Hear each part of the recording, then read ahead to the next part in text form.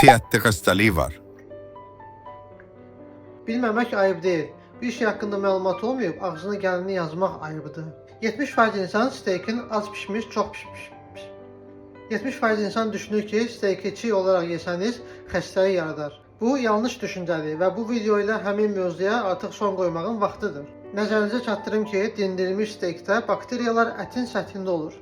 İnanmırsınız, gəlin göstərin.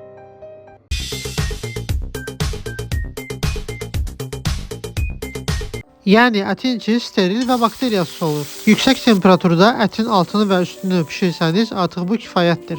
Lakin çəkilmiş ət buna aid deyil. Çünki ət çəkiləndə ətin səthindəki bakteriyalar bir-birinə qarışır və bu da nisbətən təhlükəli sayılır. Ona görə də çəkilmiş əti tam bişirmək lazımdır. Bu arada əti kələği ilə çimizdirirlər, lakin evdə yox idi deyə tənbəllik elədim, zeytun yağı ilə çimizdirdim. Ümid edirəm bu video hər kəsə faydalı olar. Daha maraqlı videolar üçün səhifəmizi izləməyi unutmayın. Göz haqqınızı halal edin.